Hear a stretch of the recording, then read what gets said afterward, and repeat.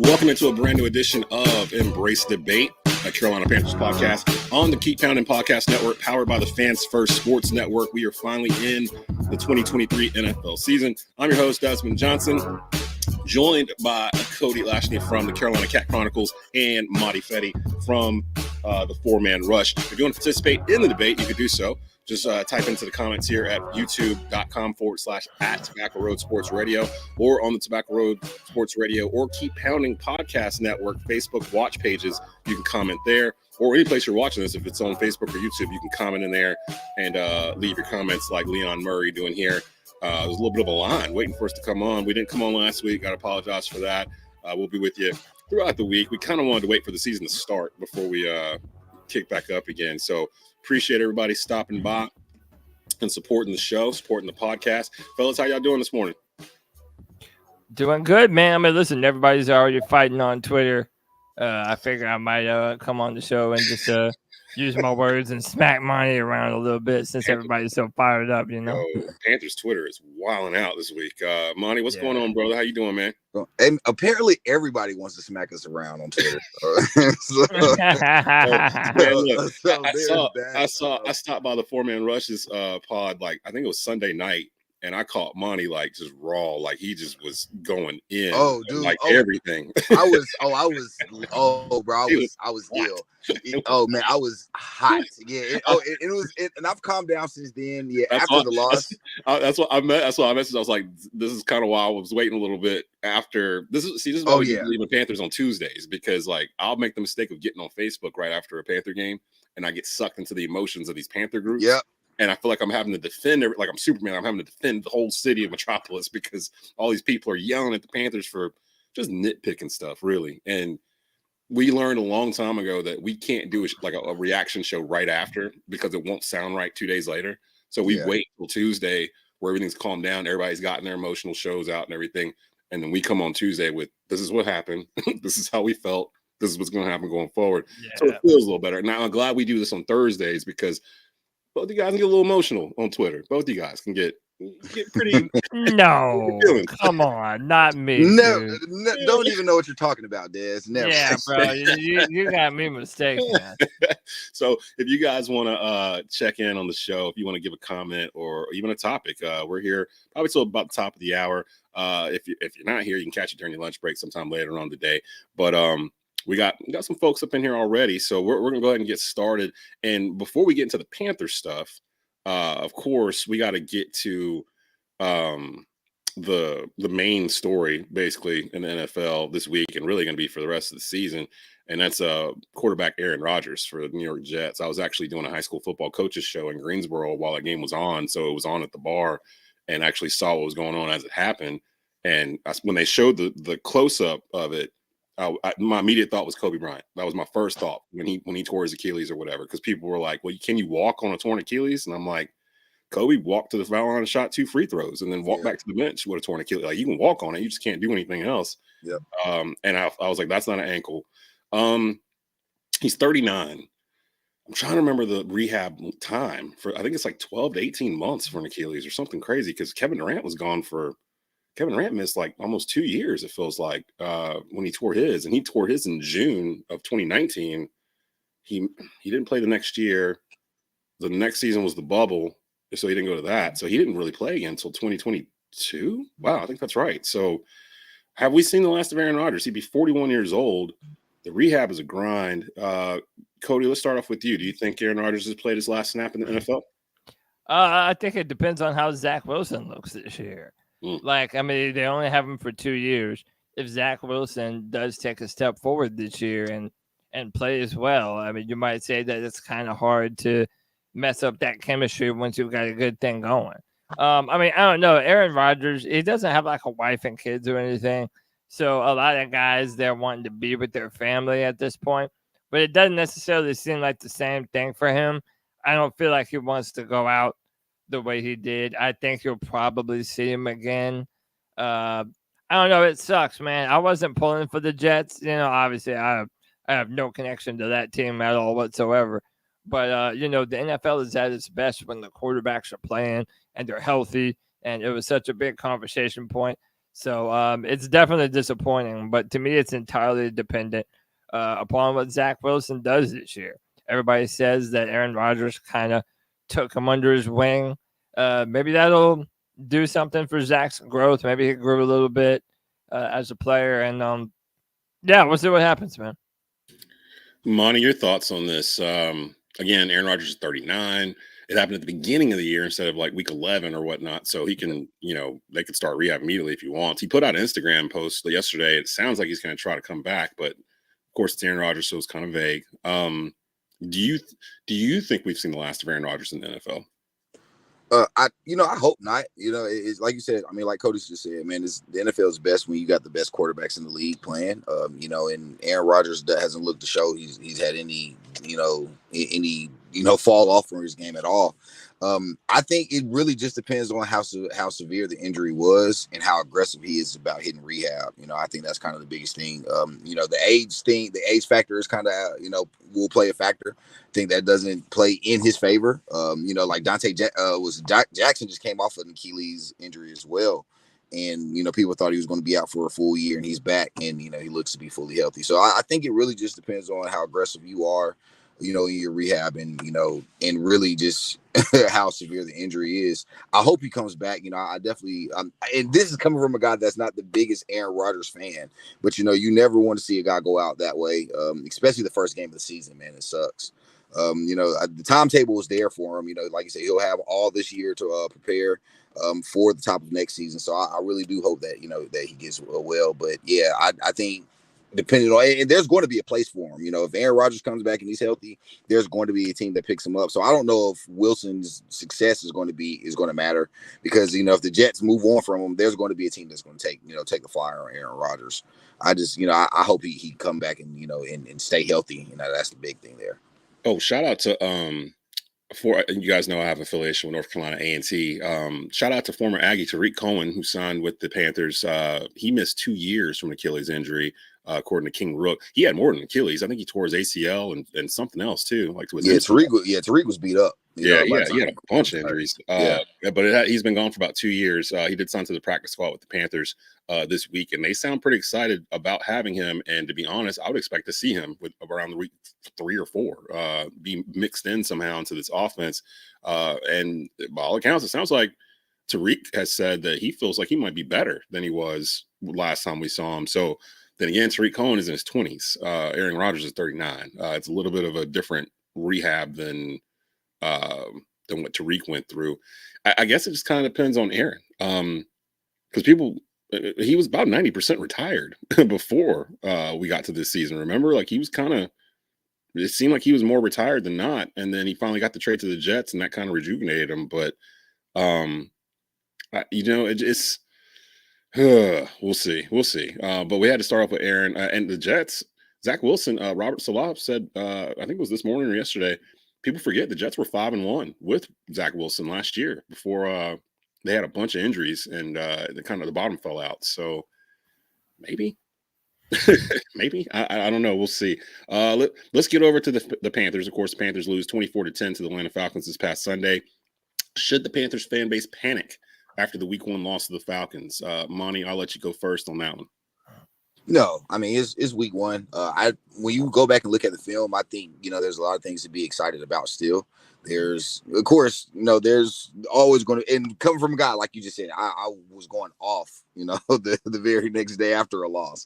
So like coming no from a guy that just stream of conscious freestyle and you just dump it all out.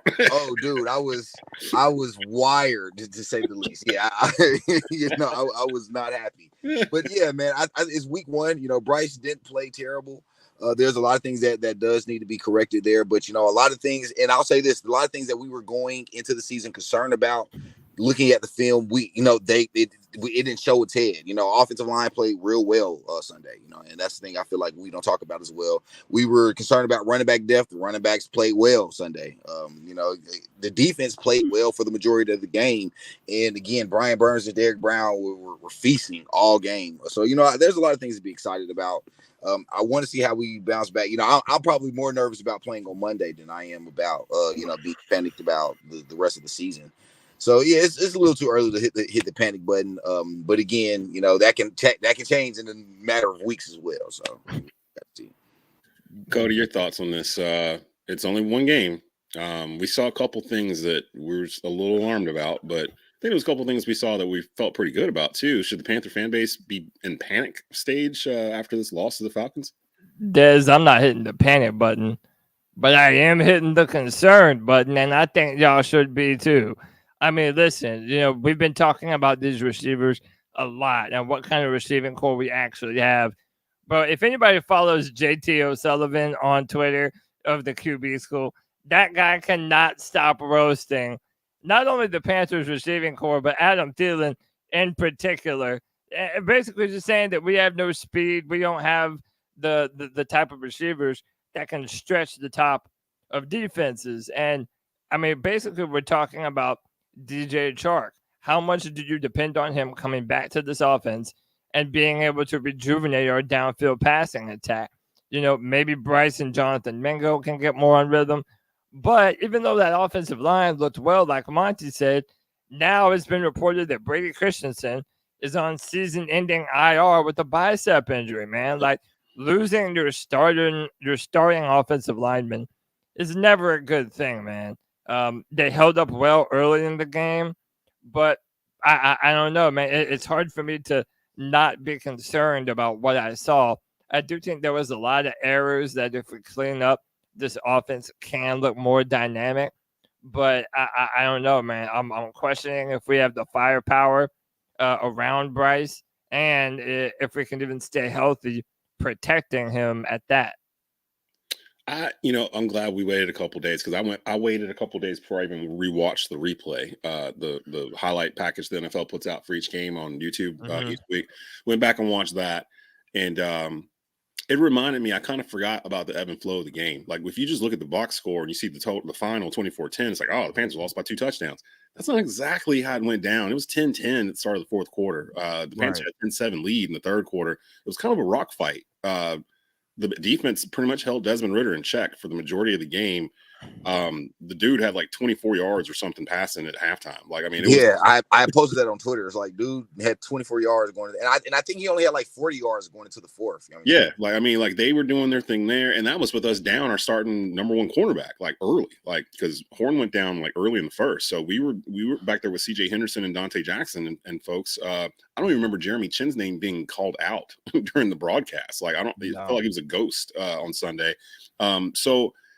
Looking back on it, and then the thing that brought it home for me, there's a meme out there of Bryce Young's pass completion selection, like a chart, like it shows you where he was throwing it to, and all of it except for like 2 passes was within like 10 yards of the line of scrimmage or something like that. That is by design. That is not by scheme. That is Frank Reich trying to get his quarterback comfortable throwing throws in the NFL. And we saw what happened when he just had it at that level where he got fooled twice, by designs that he'd never seen before. NFL exotic secondary coverages. Jesse Bates basically just playing robber on him, and he's not used to that. Yeah. That's all it is. I mean, it was just Frank Reich basically easing his rookie quarterback into the NFL. I'm pretty sure they're going to open it up even more as the season goes along. I mean, if people think that they're just going to let the number 1 overall pick and Heisman Trophy winner just throw little 10-yard outs like all year, that didn't sound like the plan. But I understand, Desmond, why fans don't want to hear that because we've been told all throughout preseason that all of our offense was very vanilla because we were saving all of our stuff for Atlanta and New Orleans, that we had 2 division games to come up. So now when your offense doesn't look dynamic, it makes people question, okay, well, should we have done more preparation during the preseason? But see, Frank Reich didn't say the offense was going to be dynamic. He just said they weren't running their regular stuff. I think that's where the fan base went that way. They thought they were going to see 99 St. Louis Rams on Sunday, and that's not what the plan was ever going to be. Like I feel like it was going to be run the ball and not turn it over, and they turned it over 3 times, and that was that was the reason why they lost. I mean, but when they put out the notion that they're saving things and holding things back for the regular season, you can't kind of blame fans for them taking it to the next level of assuming, oh, well, this offense is going to be way different than what we're seeing in the preseason.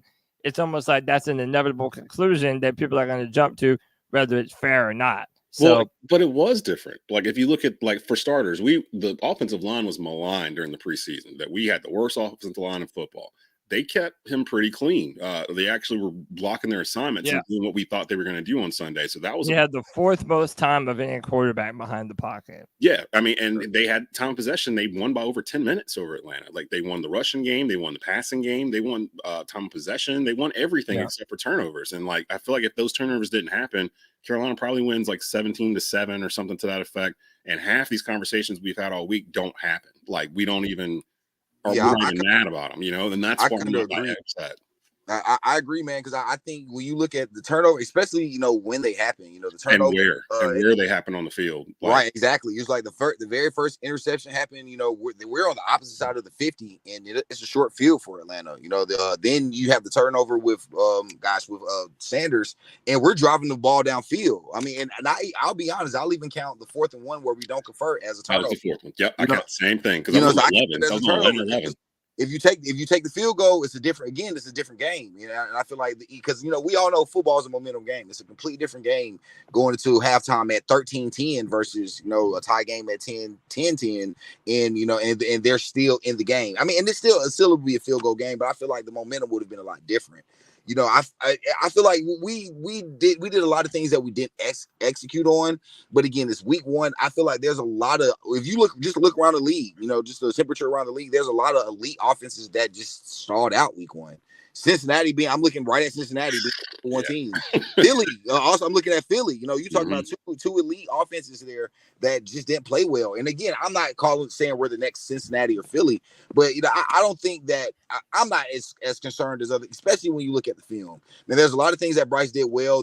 He threw the ball well. He made great decisions. And bro, we ran the ball. I know we were concerned about not being able to run the ball. Me being one of the biggest, people that was concerned about it, and we ran the ball well. Chuba ran the ball well. Sanders ran the ball well. Besides the fumble. So I think by week 3, if we see a lot of the same things, then I'm with Cody starting to be concerned. But it's still early, man. We're talking about one game down. We just got to temper expectations because we got to remember, as much as we've talked about Bryce Young, and this is what I blame a lot of it on, the media, the Panthers media, basically hyping up Bryce Young as if he's perfect. Like we didn't really anything bad about Bryce Young during preseason, So when he comes out and he throws 2 interceptions in game 1, it's jarring to all of us because we've been force-fed with a baby spoon that Bryce Young can do pretty much anything he sets his mind to. And I think that's what set us back. It was that if you look at it, Bryce Young kind of lost his game. He lost his game. The 2 interceptions, they're literally the same throw to the same guy. Like, you can't do that. Like, ask Josh Allen. Josh Allen threw 3 picks to the same dude in the same night. That takes talent to find that same guy and throw it to him 3 different times over the course of a game, and he's not in your uniform. I don't know. We'll let's move on to the next topic here. It has to do with the front office, adding on to that level of panic based on what you've seen. Does Panthers general manager Scott Fitterer, does he deserve to be on the hot seat as we go into week 2? Cody? Yeah, absolutely. Absolutely. It's to the point now. And again, I'm not judging it based off of Atlanta. I'm saying if at the end of this season, the Panthers aren't a better team than they were last year, it's like, I don't know how long you can continue to give him the Matt Rule excuse, right? Matt Rule had roster control for 2 years. So, Fitterer never did anything. The fact of the matter is the roster that we've had for the past 3 years has been built by Scott Fitterer. You look at the fact that Stephon Gilmore, we decided to let him go. We decided to let Hassan Reddick go, even though he was an incredible player, balled out here in Carolina. But now, and I know this is a whole nother question that we'll get to, but this Brian Burns situation is the dumbest thing I can remember as a Panther fan talking about a GM in a long time, man. Yep. Like, now this guy is going to be even more expensive next year. To me, it's just dumb, man. Like, I'm tired of giving Fitterer all this leeway of, we don't really know what he's capable of. If you haven't been impressed with the last 3 drafts or, the depth that we have on the roster, at some point, you have to look at the guy whose job it is, who gets paid to build this roster. If we don't take a meaningful step forward at some point this year, Yeah, I think his job has to be on the line. I really do. See, here's my problem with it before I let you hop in here, Monty, because we don't know exactly who's playing what role in the locker room. We do know Fitterer has more control over the roster in terms of addition than subtraction, but money-wise, I'm not sure how much control he has over that. I know he's in there. I know he's discussing it, negotiating. He's the lead negotiating guy. But there's other aspects to it that that we might not know. Like in terms, we'll get to Burns in just a bit, but there's so many guys that were drafted over the past 3 years. They're still kind of sprinkled into key parts here. Like Scott Fitterer was a part of that 2021 class. He was here in 2021, was he not? Because he went here the first year of Rule. Yeah. Got here the second. Right. 21. So like guys like Derek Brown, Jeremy Chin, that first draft, that was still Marty Herney and Rule. But after 2021 onward, yeah, it was Scott Fitterer. And really this past year seems like the one draft where he didn't have to like double check with Matt Rule. Can he get this guy? Can he get that guy? So that's still kind of out there. I think Fitterer's probably going to be safe, regardless what happens, because again, it's a rookie quarterback. Even though we weren't the worst team in the league last year, we're still rebuilding as if we were one of the worst teams in the league. So I've tempered my expectations considerably, just knowing that it's going to be a long year with a rookie quarterback, regardless of how good he is. Cam went 6-10, I think, his first year, and then 7-9 or whatever the next year. It takes some time. And Cam 3 for 400 yards his first 2 games. So it's just a different feeling. Monty, your thoughts on this? Should the Panthers general manager Scott Fitterer, should he be on the hot seat? Yeah, no. Should the seat be a little warm? Yeah, but lukewarm maybe. I agree. We don't really know, or they'll never really disclose to the public what his role was while Rule was here. And I think, like you said, there's still a lot of players that while him and Rule was paired together that are still sprinkled on this roster that are making serious contributions to the roster. One of which, like you said, us losing Christensen is huge. He was one of the better offensive linemen that we had here, and that's your boy Cody. So I mean, you can't knock him for that. And then you also got, like I said, Chuba's been playing well. So I mean, there are still players that that if we're going to say it's 50-50 or it's 100% Scott Fitterer because he was the GM here, if we're still going to blame him for the bad moves, you got to look at some of the great moves that he's made as well. I do agree with Cody on the Brian Burns thing, though, man. It's like, dude, if one way to kind of beat those allegations is pay your best players that you have on the roster, and we don't even have a real alternative for not paying Brian Burns. That's kind of where my frustration lies. It'd be like you let Reddick go. Reddick arguably was the better player, and now here you have Brian Burns is here, and you're trying to be cheap with paying Brian Burns. Like, that's not a good look, man. Especially when you have a lot of bad moves tied to you, like trading for Sam Darnold. I feel like that's the biggest black eye he has on his record as a Baker Mayfield. Yeah, Baker, right. And really, it's man.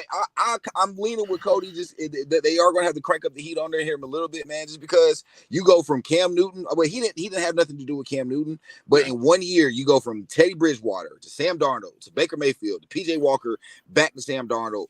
It's no matter how you try to phrase it, even with context included, that's a bad look, man. So now you have Brian Burns, and y'all are being cheap with Brian Burns. You just traded Christian McCaffrey and DJ Moore. He's going to have. I agree. By next season, he's going to have to. This roster is going to have to be a lot better. The team is going to have to be a lot. Like, I can't look at another 7-9 season or 7-8-1 season, what have you, and then be like, okay, well, Fitterer should get a free pass. I don't agree with that. I can't blame him for the quarterbacks, the ones who just rattled off, because Rule was here for all of them, and Rule was still the final decision maker on the roster at that point. So I can't blame Fitterer for he went out and found quarterbacks, but it was still Rule that was like, okay, yeah, I'm going to rejuvenate Sam Darnold's career or whatever Matt Rule thought he was going to do. The other stuff past that, really look at it from the moment Rule left, because Fitterer had a hand in picking Frank Wright. So like he got elevated to like basically David Tepper's number 2 guy for the most part. And because of that, I feel like he'll get at least another year after this, regardless of what happens this year, because it's a whole new staff, whole new roster, pretty much brand new quarterback. Like, they basically started brand new. So to throw him out after 12 months when you're like, hey, we're going to redo this and then throw him out, to me, that would show even more impatience on David Tepper's part. So I don't think he's on a hot seat. I think that he's getting more scrutiny than he used to, because now Matt Rule's not here to take those targets. and they're throwing it at him, and they're already starting to throw him at Frank Wright a little bit too after one game. So we'll see how that goes. Speaking of Brian Burns, let's get to him real quick. Should the Panthers sign Brian Burns to a similar contract as 49ers defensive end Nick Bosa? Bosa's going to make, I think it's $34 million per or something to that effect. And before, when we were talking about this, the season hadn't started.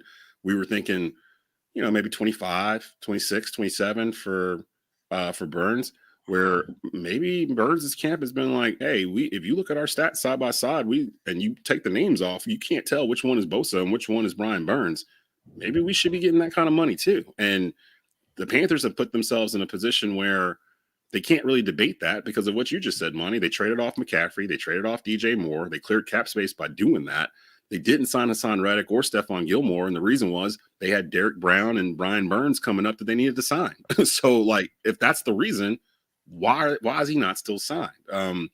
Cody, I'm just gonna let y'all empty the clip on this one because I know y'all been mad about about the situation on Twitter for weeks, and now it's got to a point where it looks like Burns is just going to play this season, and they might not even extend him during the season. This might be something that takes until the next off season. So.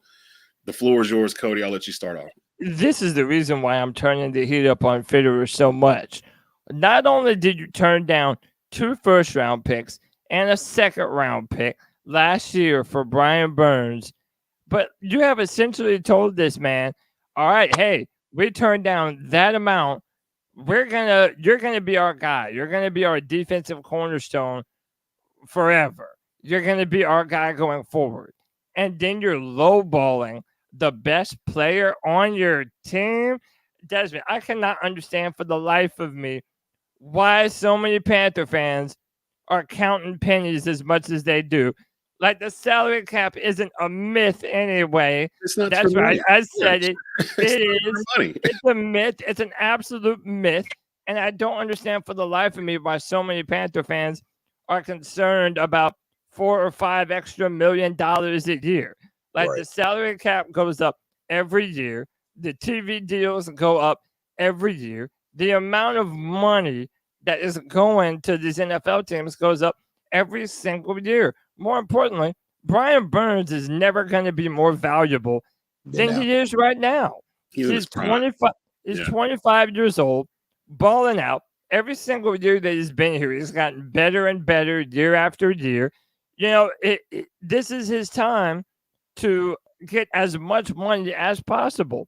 Every single thing that the Carolina Panthers have done in the build up to this situation has been the wrong move. I think Fitterer has handled this absolutely terribly. And they need to pay the man. And I frankly think that fans need to stop complaining about what the dollar amount is going to be. You have a rookie quarterback on a rookie contract. Yep. Now is when you do these types of things. That's how San Francisco was able to sign Bosa to this deal because Brock Purdy is the starting quarterback. He's the 7th round pick, and they're paying him pennies as opposed to they got $40 million extra dollars laying around because they don't have to pay $40 million to a quarterback that's starting. That we're in that window now. We're in that 5-year window now with Bryce. Get all these dudes locked in because if you wait longer, you're talking about paying Burns something astronomical for a defensive end. Like I said, Bosa's getting 34. That's tops ever. Monty, could Burns end up getting more? Are we heading to a situation where he might get more than Bosa? Do you think Burns' camp that's the argument, and that's why they have not signed because he's always been arguing for more than Bosa? Yeah, well, apparently they have the same agent, Bosa and Brian Burns. So, you can absolutely make the argument that they would want more. But in my opinion, if Fitterer takes it to next season, that's a fireable offense in my opinion. Because if you were wanting to be cheap with Brian Burns, you should have paid him last year. Yep. If you were wanting Max Crosby type of money for Brian Burns, you should have paid him last year. So again, like Cody said, if us arguing about $4 or $5 million for an elite level player that you don't even have an alternative to replace if you don't pay him is silly. You know, like, again, there's nobody walking in that door that's going to be cheaper or better than Brian Burns at this point. No, I mean, this is from free agency, because there's no free agent pass rusher that's going to hit the market right now anyway, or even next year. It's like, even if you look at the free agent market next year, Brian Burns is at the top of that free agent market list. You know, so it's like there's nobody going to be cheaper or better than Brian Burns walking through that door, and likely you're not going to replace him during the draft next year. So what's your alternative for not paying Burns? Mm-hmm. And that's kind of where I'm at with it. You know, there's really no reason to not have this deal other than they're just trying to play chicken with Brian Burns, and Burns has all the leverage. Like, again, you traded your two best offensive players to free up cap and to get your quarterback. And this is why I got so mad this past weekend. This is the most frustrating thing about it. Fitterer has been on record saying you draft a quarterback so you can pay your players money, so you can go get talent, and so you can pay these guys. They literally said it. This is the logic that you've been laying out this entire time, and here we are to pay your best player, and you're not paying them. It makes no sense. And something is going on that we don't know about. Like, you know what I mean? Because everything you just said. Go ahead, bro. I'm sorry. I was going to say, there's just got to be something that's happening backstage that we aren't privy to that's holding us up, because everything both of you just said makes too much sense. Like, there has to be something, whether it's the length of the contract, whether it's the total amount, whether it's the guaranteed money. There's some sticking point, especially after Bosa signed, because I figured after Bosa signed, it was only a matter of time before they got, because they knew the parameters of what they wanted, whether they were waiting for Bosa to sign so they knew where to slot in, or they were waiting for Bosa to sign so they knew. I didn't realize he had the same agent as Bosa, which means that maybe that agent was like, let me get Bosa's money first, and then we'll take care of you. Again, though, if you look at their stats from when they first came into the league side by side, Burns might be the better player, and Burns actually defends. Like, Burns will go out and cover routes. Bosa doesn't really do that. He's more of a sack guy. Burns is more of the all-around end. He may very well be the best defensive end in football, you know, like, or he might be by the time the season is over. And if that's the problem, or if that's the case, Carolina's got a bigger problem on their hands than just trying to penny pinch and save a couple of dollars, if that's in fact what they're doing. So, well, and we knew this offseason how big the switch was that we were making to a 3-4 defense. We kind of did it under Ron Rivera half-heartedly, but this is a full transition to a 3-4 defense, and you're not going to have Brian Burns. Like, it's so dumb to me, because they knew that Brian was going to ask for as much money possible. If they ever thought that he was going to take some hometown discount, that's pure ignorance to ever think that that's what they would do. It's like I just said, whenever you have the opportunity, as David Gettleman would say, your first kick of the can, you're trying to get as much money possible, because that is your time to get paid. NFL stands for not for long. So they knew this. They knew what Brian Burns would be asking for around the ballpark. Still turned down 2 first-round picks. This is why I'm almost all but out on Fitterer, man. This has been malpractice to me. It's so dumb. And yeah, Desmond, you're right. He could very well be the best outside linebacker in football by the time this season is said and done. It's him and Parsons, right? I would think. I mean, that's the conversation you'd have to have. And Parsons is up next year. Even if they keep Burns, he's got leverage, but the Panthers don't have to necessarily have him walk for nothing. They can franchise tag him next year. But if you're doing that, at that point, you're taking the top 5 average salaries at DE. Bosa just reset the market. You're still going to be paying all of that to not $28 million. Like, you know, exactly. Like, because if you tag him, you're still going to have you're still paying him, top dollar for a year. All of that guaranteed. Then just extend them if that's the point. That's what I'm saying. None of it makes sense. It was like, because if you franchise tag them again, that's malpractice. It's a fireable offense to not extend Brian Burns, in my opinion. It's like, it really is, because it's like, dude, at this point, because everything that you've done, all the bricks that you've laid down has been to pay not only Brian Burns but Derrick Brown. Those are your 2 top players on your defense. Those are your 2 top players on the team right now. Yeah. I feel like those are the 2 best players that you have on the team. So not paying them for after you've already said, hey, that's what we draft a quarterback for, is malpractice. I totally agree with Cody there. I feel like something, I don't know if they're going to get a deal done this season, especially now after Burns said he's here, he's going to play all year. That kind of takes the foot off the pedal a little bit. Like, the urgency, I think, got lifted when he just basically said, I'm going to play, because he is signed. He's getting paid $16 million this year. So it's not like he's paying for pennies or anything right now. But it could drop at any time. So I don't I don't want to go into it thinking that the Panthers are trying to lowball Brian Burns. It feels like they're just trying to figure out a way to pay him where they still have money left over to do other things, because they are still rebuilding this team. And the one thing I've learned from watching that Atlanta game, the biggest problem this team is going to have all year is depth. We don't have enough depth like across the board to sustain injuries like we sustained already. Like, I mean, we just went out to battle first week and we've already lost starting offensive lineman, our top cornerback, one of the wide receivers that we thought was going to be here couldn't even get on the field on Sunday. Like, we're already starting to see holes in the depth, and that's going to be the biggest issue for this team. So let them cook. That's how I feel right now. Just let them. It's week 1. It's only been 7 days. The Panthers play the Saints Monday Night Football, 7:00, ESPN. This upcoming Monday. We got to get out of here. Follow the Keep Pounding Podcast Network on Facebook, Twitter at @keeppounding_FFSN and at Tobacco Radio. Subscribe to Tobacco Road Sports Radio's YouTube channel for more Embrace Debate and Panthers content. If you live in the Triad of North Carolina, where you're home for sports coverage here in the Greensboro, High Point, Winston-Salem area, follow Fans First Sports Network on Twitter at @fansfirst_SN. For Cody and Monty, I'm Dez. We'll be back next Thursday with another brand new episode of Embrace Debate. Hopefully we'll be celebrating a victory Thursday. So we'll see you then. Keep pounding. Keep pounding.